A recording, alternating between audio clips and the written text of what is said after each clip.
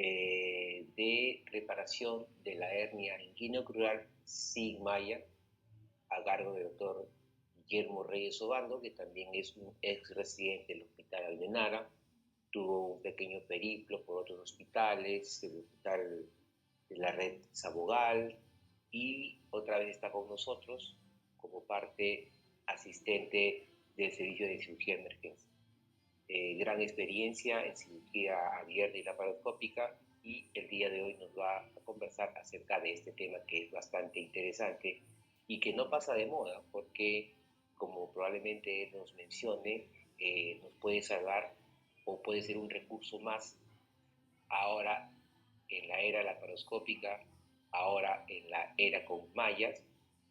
También puede ser un recurso saber la reparación de hernias cuando no hay mallas o cuando el escenario no lo amerita. Guillermo, buenas noches, adelante. Gracias, doctor Segarra. Buenas noches con todos. Bueno, ya me presentó el doctor Segarra. Disculpen un poco el retraso, pero este es un tema bastante importante, en realidad justo ya lo mencionó el doctor Segarra. Como en cada esfera de la cirugía en general, todos los abordajes tienen sus indicaciones precisas, perdón, sus momentos y la utilidad específica de cada tipo, ¿no? Es decir, por más de que ahora tengamos acceso a la cirugía laparoscópica ampliamente y en otras latitudes a la cirugía robótica, ya con mucho más acceso que antes. Aquí en el Perú, como sabemos, recién estamos en pañales. Eh, la reparación de la cirugía abierta en general, en cualquier tipo de cirugía, todavía tiene su rol. Esto lo hemos aprendido un poco a regañadientes quizás, o con malas experiencias los cirujanos que ya nos hemos formado más en la era laparoscópica, y que la validez se sigue manteniendo, ¿no? En este caso, en el efecto del tratamiento de las hernias inguinocrurales, growing hernia, que es el término que lo agrupa en el habla anglosajona, a las hernias inguinales, femorales, obturatrices y las hernias de todos los orificios de los espacios pélvicos anteriores. eh, la reparación sin malla todavía sigue teniendo un rol, ya que, como lo voy a comentar más adelante, los estudios todavía no tienen ni la potencia estadística ni la validez metodológica para decir ampliamente de que la cirugía sin malla ya no tiene ningún rol. Entonces, sin más preámbulo, voy a siempre, digamos, en todas las ponencias que he tenido, me gusta un poco revisar la historia porque yo sí soy creyente de que eh, a través de los grandes cirujanos que han publicado su experiencia y que han enriquecido todo el armamentario para el tratamiento quirúrgico de la hernia en general, siempre podemos destacar algunas cosas, ¿no? En general, la experiencia hasta antes del siglo XIX era bastante, digamos, poco unificada. Cada cirujano en aquella época, barbero, como se conocía antes, tenía su propio arte para poder tratar las hernias inguinales. Estas se describen desde la antigüedad, tanto como antes de la era de Cristo, pero no es sino hasta que Eduardo Bassini en Italia hace la primera descripción, digamos, de lo que es el tratamiento moderno de la hernia.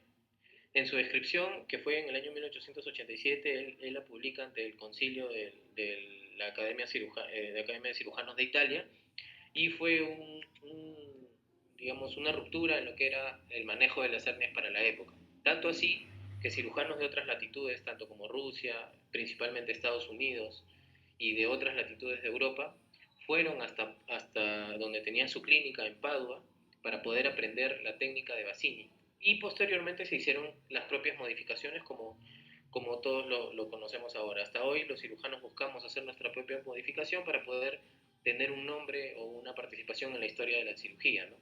Entonces ahí tenemos cirujanos como Halsted, Mercy, el propio McVeigh. Más adelante hace su presentación de su experiencia. Aprendió de la primera, de los primeros abordajes de Bassini, ¿no? Posterior a la descripción de Bassini, George Larroque, un cirujano americano de ascendencia francesa, habla del abordaje transabdominal. el abordaje de la ROC es un abordaje clásico que al menos en la escuela americana hasta ahora lo conocen bastante, porque es una apertura total del canal inguinal hacia el escroto, con exposición total de la pared posterior y de las vísceras a través de esto. Tanto así que la ROC postulaba que se podían hacer anastomosis, transposiciones e incluso resecciones amplias de colon a través de su abordaje. Lógicamente, los números no apoyan el abordaje de la ROC, sino hasta años posteriores con el atendimiento de las mallas biológicas, ¿no? En 1920, en Inglaterra, Charles propugna su propia experiencia y habla del abordaje preperitoneal. Él sienta las bases sobre el estudio de lo que son los puntos críticos de la anatomía de la pared abdominal anterior vía posterior, es decir, habla un poco de lo que son los vasos, las anastomosis entre la obturetriz y la pudenda, el triángulo de Doom, la corona mortis, habla el triángulo de Doom, un poco de los nervios también, que luego se consolidan más adelante con los siguientes anatomistas que ya describen el triángulo del dolor y demás, eh, digamos, procesos anatómicos que debemos conocer. En 1939, McVeigh propugna su propia técnica, una modificación totalmente opuesta a lo que hablaba Bassini. Bassini más adelante lo voy a tocar, pero él acercaba lo que era la crura inguinal, es decir, el tendón conjunto, y la fascia transversalis hacia el ligamento inguinal. McVeigh hablaba de llevar más bien el ligamento de Cooper y generar, según su teoría, con incisiones de descarga en la publicación original, generar una disminución de la presión y un aumento de lo que es la forma del canal inguinal, una mejoría de la forma del canal inguinal. Esa es su teoría, ¿no? McVeigh obviamente tiene sus propios datos y a la fecha es una técnica que quizás ha caído un poco en desuso, pero todavía algunos cirujanos antiguos la conocen. En 1953, en Canadá, Shouldice, es una técnica que creo que todos hemos escuchado alguna vez, y en su propia clínica, él publica los mejores datos hasta la fecha de una hernioplastia sin malla. Más adelante también voy a mostrar los datos del artículo original, y en una reverberación en el 80, en el 50 aniversario de la publicación de la técnica, su propio hijo publica los datos de una recopilación de 50 años de tratamiento en la clínica, donde su tasa de recurrencia es menos del 1% a la fecha. Entonces es un logro bastante importante y básicamente se basa en la misma logística que tienen en su propia clínica, porque evidentemente al ser, digamos, un tema bastante dependiente de la logística, es difícil de reproducir. Quizás algunas experiencias alemanas posteriores han logrado acercarse a los datos, pero a la fecha no existe ninguna otra experiencia en el mundo similar a la de Scholz. Antes de llegar a la década del 60 se produce lo que llamamos el punto de quiebre en el tratamiento de la hernia, el que es el game changer, el gran game changer de lo que es el manejo de la hernia, que es básicamente el acoplamiento de las mallas de los elementos protésicos para reforzar la pared abdominal anterior y la región inguinal. Asher es el cirujano que ya habían algunos intentos de acoplar algunas mallas con materiales como poliuretano, otros derivados de los plásticos, sin éxito, con reacciones antigénicas bastante severas, con perforaciones intestinales, complicaciones muy severas, pero Asher, a través de sus observaciones, un poco en el trabajo con algunos ingenieros, llega a diseñar la primera malla de polipropilene, que es como la conocemos hoy día, la popular malla de Marlex. Ese es el nombre comercial con el cual se lanza en el mercado en la década del 60, y que es popularizada por Francis Asher, es un cirujano americano, y que posteriormente se adopta a nivel global como el elemento protésico que, digamos, lidera actualmente el tratamiento de la hernia inguinal, ¿no?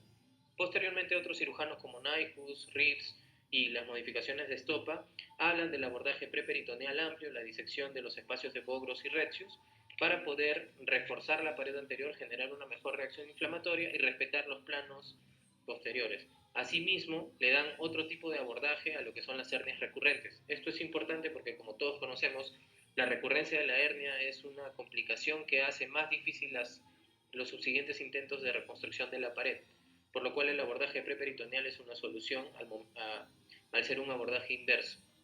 En 1989 se publica, Liechtenstein publica hasta la fecha el mejor abordaje abierto con malla protésica con los mejores resultados. Esto también, alrededor de unos 10 años posteriores, se adopta como la técnica estándar de reconstrucción inguinal. Lógicamente, hay algunas otras variantes posteriores, cada una de las escuelas que continúa publicando tiene sus variantes, pero el principio se mantiene, ¿no? Es básicamente la disección del canal inguinal y la reconstrucción de la pared posterior con el acoplamiento de la malla. Eso es una descripción que se va a hacer que no es el intento de esta charla, pero vale la pena mencionar. En 1990 Schultz postula la primera serie de abordaje laparoscópico. Él publica su serie de alrededor de 80 pacientes tratados con vía laparoscópica y con seguimiento a 18 meses sin recurrencia hasta la fecha. Posteriormente, varios cirujanos de su misma escuela publican otro tipo de resultados similares, validando lo que es la técnica laparoscópica, como vemos hasta la fecha, que tiene los mejores datos disponibles. Y no es sino hasta el año 2001 donde se vuelve a describir otra técnica sin tensión. Un cirujano hindú, Mahon de Sarda, postula el tratamiento quirúrgico sin malla con una modificación de la técnica de Schuldeis. Él, al ser la India un país de bajos recursos en muchas zonas donde ni siquiera tienen acceso a las mallas o a las suturas que utilizamos como el polipropileno o el PDS, de Sarda postula una técnica bastante simple, la voy a describir más adelante también, básicamente con 4 pasos que, a manera de parangón a lo de Schuldeis, pero con una curva de aprendizaje mucho más corta, es posible tratar con unos números similares a los de Schuldeis. Entonces, esta es la foto de Francis Ashen en su paper, donde publica el uso de la malla de Marlex en el año 58, ¿no? Esto fue un gran cambio, como les había mencionado. Entonces, lo que nosotros conocemos como el estándar de tratamiento incluye la colocación siempre de la malla protésica. Esto es una pregunta que incluso al año 2023, que es donde se ha publicado la última serie grande de trabajos de manejo de la hernia inguinal, donde se demuestra que las mallas protésicas tienen los mejores números para los pacientes. Ahora, en las guías actuales todavía se sigue haciendo la pregunta de usar o no usar malla, porque existen algunas condiciones bastante peculiares que hacen difícil el usar las mallas, ¿no? Como al ser un elemento protésico externo al cuerpo, no está exento de complicaciones como la infección, la formación de seroma, que lógicamente al ser un espacio muerto donde se coloca la malla, va a generar la producción de líquido y esto puede llevar a otro tipo de complicaciones, la formación de hematoma o reacciones de cuerpo extraño. Entonces, la pregunta de la malla, de usar o no malla, sigue siendo hasta ahora una pregunta que no se resuelve de forma contundente. Nadie tiene la capacidad de golpear la mesa y decir, sí, hay que usar malla en todos los casos posibles, porque siguen habiendo estudios que tienen datos dispares, la evidencia metodológica, sobre todo en nuestra cancha, un poco, el doctor Segarra lo conoce bien esto, en los pacientes cuyo manejo exige la prontitud, como son los pacientes que se operan por emergencia, en muchos casos, como cuando hay necrosis amplia, cuando hay necrosis del saco, cuando hay contaminación fecal, los elementos protésicos van a hacer mucho más daño que bien en muchas de las situaciones, y muchos de los cirujanos optamos por no colocar malla ante la probabilidad del empeoramiento, ¿no? Entonces, ¿qué es lo que nos dice la evidencia recopilada hasta la fecha? Yo he querido poner, hay múltiples estudios, pero he tratado de buscar los 4 más potentes hasta la fecha, siendo el primero el estudio que digamos, el que mejor metodología tiene hasta la fecha publicado. Es una revisión hecha en Estados Unidos por Anju Sither, es una cirujana de allá, que se hizo a través del portal de comunicaciones de Cochrane, donde se habló de una revisión sistemática que incluyó 15 ensayos clínicos aleatorizados, reuniendo un total de 1.241 pacientes, exclusivamente manejados por emergencia. Los datos, así, igual con una buena potencia estadística, un diseño metodológico bastante bueno, lo pueden revisar en el estudio, es un paper bastante detallado. Y aunque lo que sí tenemos algunas pistas. El uso de malla incrementa ligeramente la tasa de infecciones de sitio quirúrgico con un intervalo de confianza aceptable y un RR de 1.66 favoreciendo a las técnicas sin malla. Y la mortalidad global también está ligeramente incrementada. No tiene una significancia estadística potente, pero sí nos da algunas pistas, ¿no? Vale decir que la mayoría de pacientes operados en esta revisión tenían un rango de edad entre los 20 y los 60 años. Muchos tenían múltiples comorbilidades, aunque no eran la mayor cantidad de casos, porque muchos de esos estudios, es verdad, y de hecho muchos de los estudios excluidos también para esta revisión sistemática, tenían mal diseño metodológico, mala distribución de los pacientes, pacientes heterogéneos, datos perdidos, lo que hace más difícil incluso concluir algo. Entonces, y es justamente la conclusión del estudio, ¿no? Se necesita mayor calidad de evidencia para poder concluir. Asimismo, el siguiente estudio que estamos mostrando es el uso de malla versus el uso de no malla en las hernias inguinocrurales. Este es un estudio que se hizo, eso es una revisión sistemática, que se hizo utilizando otras revisiones sistemáticas y 5 bases de datos de registros. Más o menos se analizaron más de 800.000 pacientes en todo el estudio y en este caso son básicamente pacientes, se han mezclado pacientes operados por emergencia y pacientes operados por electivo, no se ha discriminado el tipo de ingreso del paciente. Entonces es de esperar que los resultados favorecen ampliamente al uso de malla en cuanto a lo que son los términos de recurrencia. Pero en otras variables de estudio como el dolor crónico, que es bastante frecuente, la inguinodinia posoperatoria, en el seroma posoperatorio son resultados mixtos. No hay nada concluyente respecto a ello. Básicamente en cuestiones de recurrencia, sí, obviamente por el tema de reacción inflamatoria, refuerzo y la formación de colágeno, es de esperar que la colocación de malla sea mucho menos con tendencia a la recurrencia que no colocar malla al momento del tratamiento. Este otro estudio, que es un poco más antiguo, pero fue un esfuerzo europeo en el cual se incluyeron 5.016 pacientes, demostraron que esto sí es un estudio netamente en pacientes selectivos. La reparación con malla reduce significativamente la tasa de recurrencia alrededor de un 50-75%. En este estudio se incluyeron pacientes de varias nacionalidades, principalmente de Alemania, de Inglaterra, de Francia y de España, y la reparación con malla sí resultó en datos mucho más contundentes. Lógicamente, las técnicas que se comentan en este estudio eran más que nada en cirugía abierta, fueron pocos los pacientes por la paroscopía, y se incluyeron muchos pacientes operados con la técnica de Bassini y sus variantes. Entonces, medio que un poco hay un sesgo importante en cuanto a lo que son las técnicas quirúrgicas y los datos y los resultados que muestran. Y finalmente este estudio que se hizo en pacientes netamente electivos en el uso de malla o no frente al tratamiento de las hernias inguinocrurales, se incluyeron 9 ensayos clínicos aleatorizados, haciendo un total de 2.140 pacientes, y la tasa de recurrencia fue bastante más baja en el grupo de uso de malla. Fue 0,6%, fue frente al 4,6% en el grupo sin malla. Solamente en términos de recurrencia. En cuanto a complicaciones asociadas, como infección de sitio quirúrgico, sangrado, complicaciones de la herida como seroma, dehiscencia, desgarro de la cirugía, no hubieron diferencias significativas. Entonces, un poquito para concluir en esta primera fase de la presentación, la evidencia hoy por hoy nos dice que en términos de recurrencia sí, la malla es bastante superior, y esto es incontrovertible en los estudios, respecto al no usar malla al momento de reparar las hernias. Va a asegurar que el paciente no se repere, que no tenga complicaciones como incarceración o estrangulación postoperatoria y que en general tenga un mejor retorno a la vida. Pero en otros términos, como en complicaciones postoperatorias como la inguinodinia crónica, la formación de seroma o infección de sitio operatorio, no hay datos que favorezcan a una u otra técnica.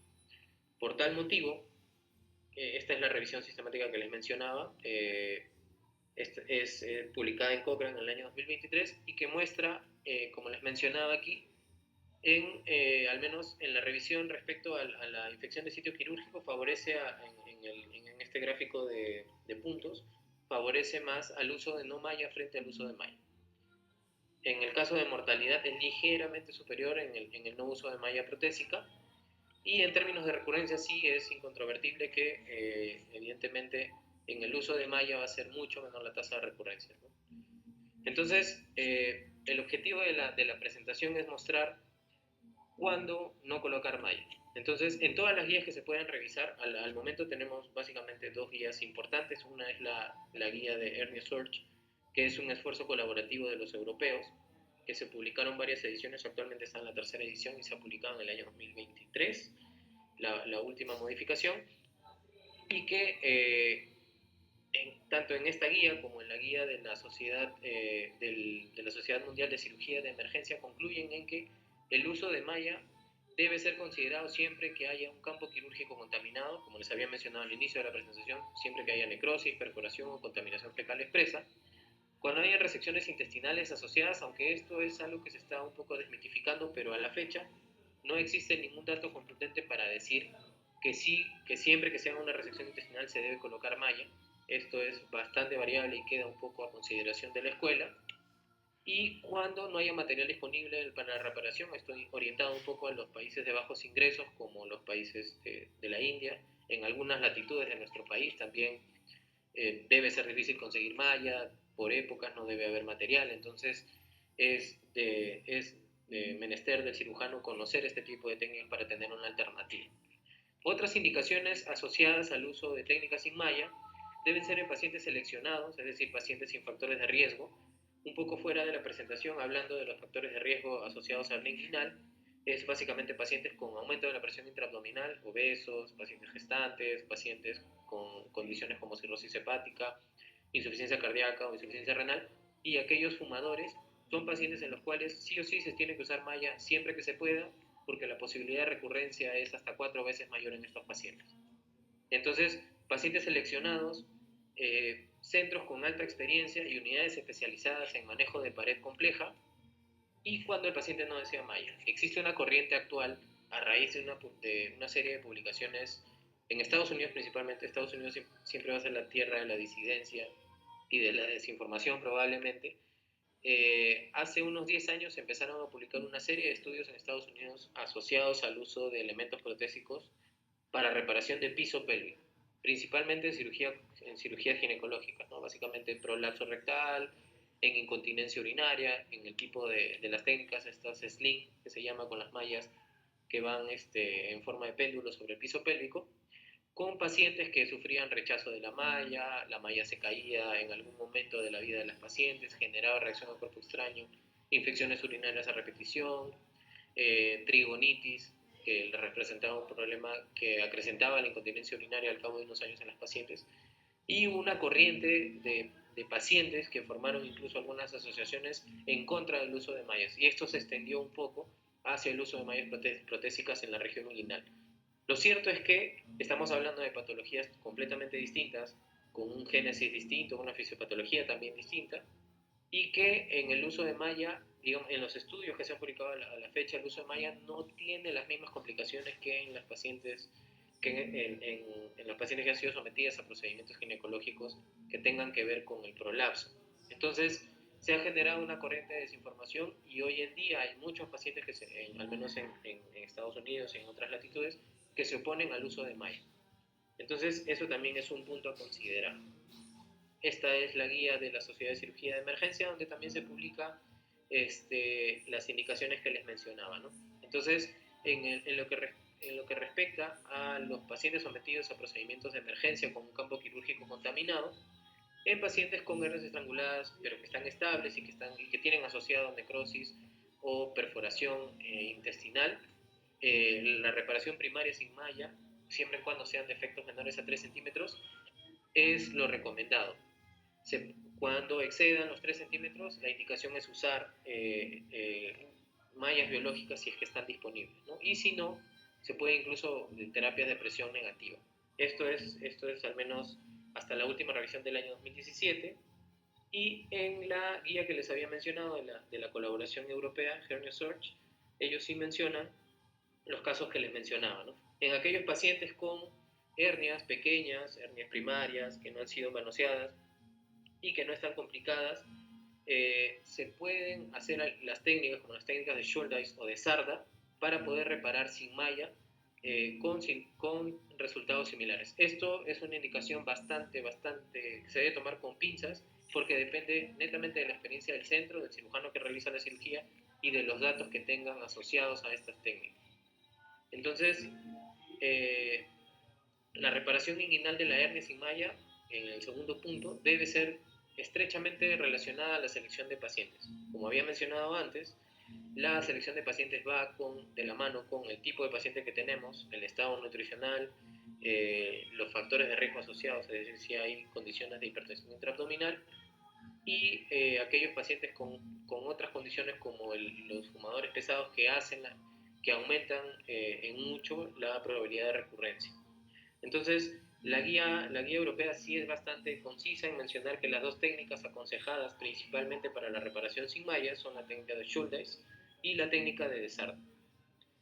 Entonces, ya para concluir un poco la ponencia, hablando rápidamente voy a hablar solamente de tres técnicas que yo considero y que en los estudios las mencionan bastante, que todo cirujano general, todo cirujano en formación debería conocer por lo menos para poder solucionar eventos críticos en los cuales se pudiera encontrar. La primera, un poco recordando históricamente a Eduardo Bassini, la técnica de Bassini es la reparación sin malla por excelencia, es una técnica de contención, es cierto, pero cuyos resultados, al menos en la publicación de Bassini y en la publicación original y en las siguientes publicaciones que él fue realizando, los datos eran bastante buenos para la época. En la primera presentación que hizo en 1887 publicó 42 herniorragias en 38 pacientes. Cabe resaltar que algunos de estos pacientes eran bilaterales. Posteriormente, finales de 1887 y 1888 publicó dos series más, 72 herniorragias en 63 hombres y una mujer y 102 herniorragias en 92 pacientes. En este cúmulo de resultados obtuvo un 4% de infección de sitio quirúrgico. Hay que recordar que en esta época se estaban dando los avances de la cirugía moderna, como el uso de anestesia, de bloqueo regional, el uso de óxido nítrico, el uso de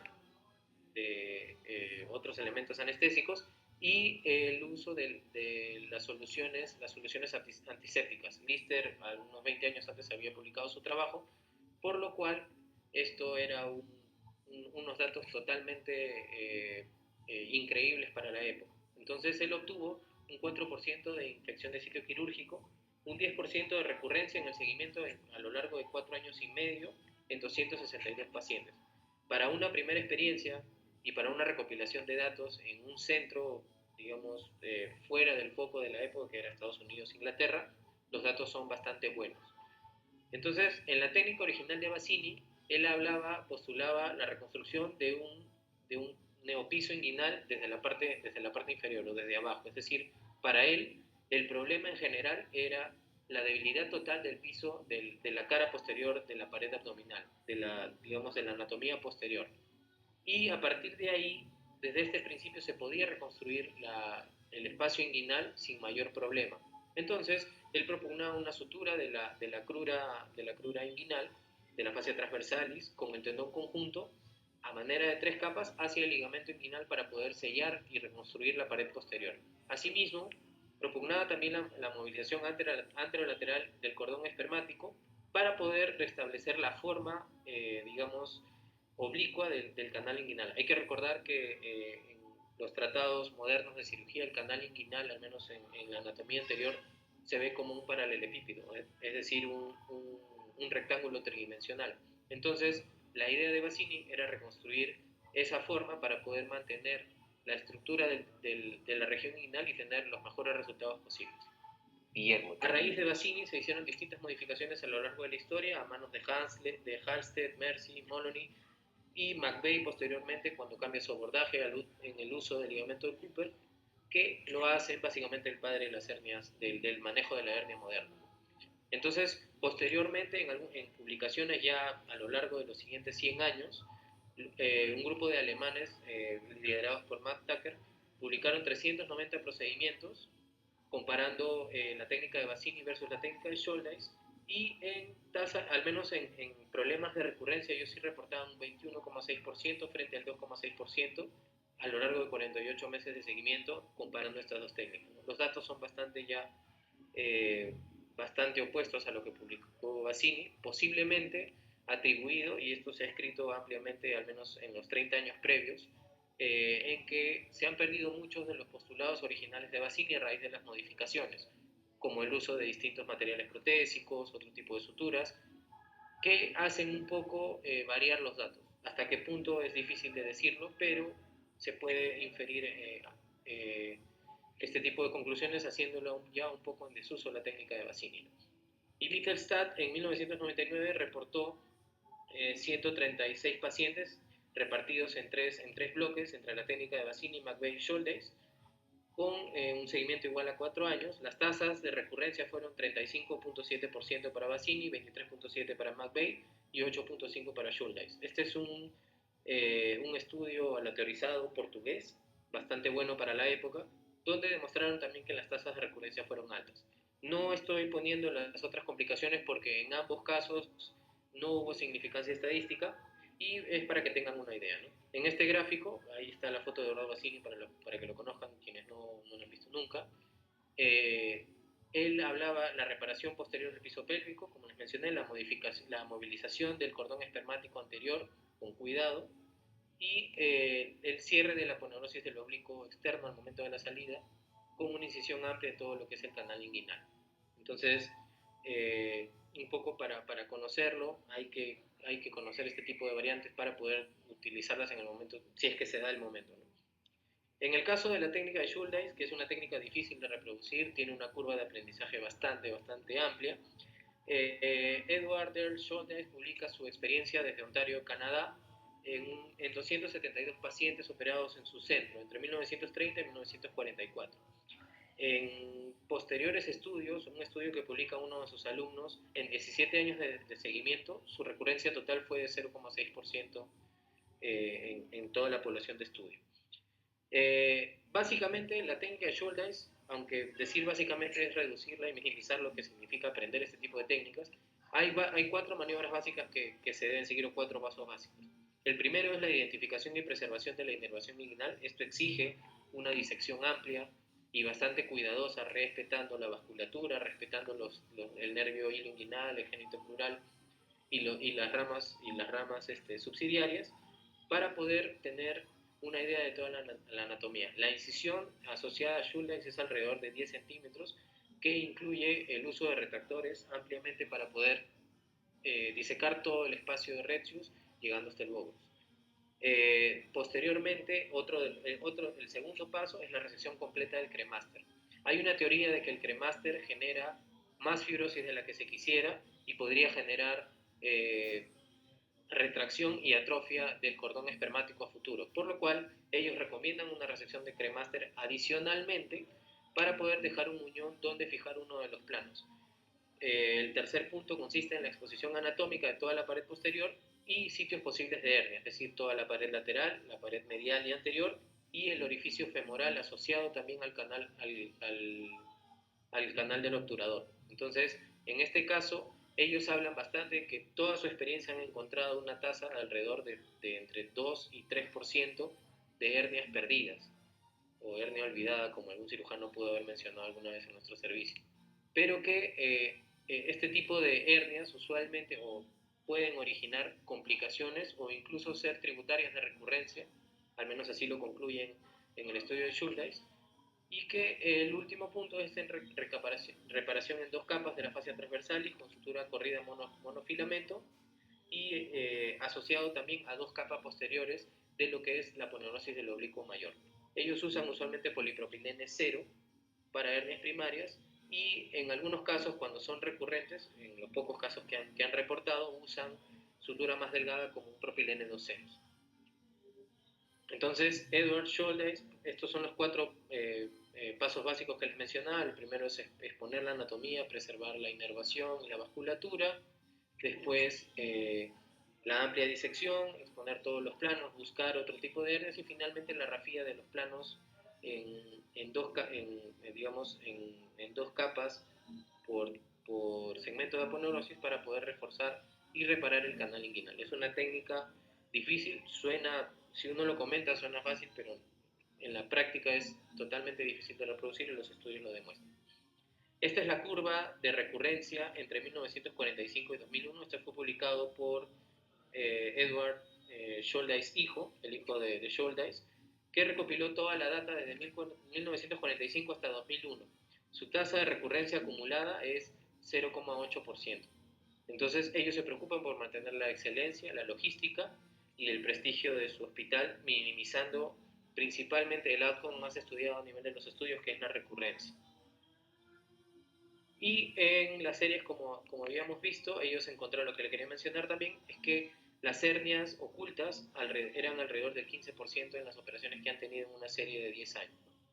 En las publicaciones previas a esto, ellos hablan de una tasa bastante menor, entre 2 y 3%, pero también mencionan que a partir de 1990 empezaron a abrir más sus fronteras hacia otros países y reciben otro tipo de pacientes con no solamente hernias primarias, sino hernias recurrentes para poder tratarlas.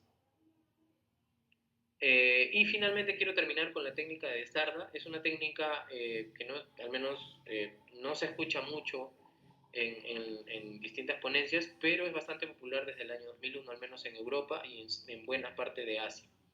Entonces, de Sarda menciona en su paper original que es una técnica adaptada de los principios de Shouldice y que su racional para la descripción original es la reconstrucción del piso del canal inguinal a raíz de un colgajo tendinoso del oblicuo externo. Lo que hace especial a la técnica de Sarda es que él parte en dos la aponeurosis del oblicuo externo y la acerca hacia el ligamento inguinal en una rafía primaria con sutura corrida, y posteriormente cierra, asocia el músculo para poder darle un refuerzo y generar mayor reacción inflamatoria. Es el racional del autor. Entonces, en su publicación original de Sarda en el año 2001, él habla de una experiencia entre 1983 y 1999 de 400 pacientes operados por él mismo. De estos 400 pacientes, 341 casos eran con hernia indirecta, no reporta complicaciones severas y solamente reporta un caso de recurrencia debidamente documentado en toda su serie. Es una recurrencia bastante baja. Posterior a su publicación, la técnica se hizo popular, como les mencioné, en las latitudes, y algunas publicaciones mencionan que la tasa de recurrencia, se hizo una comparación en el año 2011 entre la técnica de Liechtenstein y la técnica de Sarda, y en 208 pacientes, 105 para Liechtenstein y 103 para de Sarda, con un seguimiento a 3 años con una tasa de recurrencia bastante similar. En este estudio se encontró un 0,8% para la técnica de Liechtenstein y 1,2% de recurrencia en la técnica de Sarda.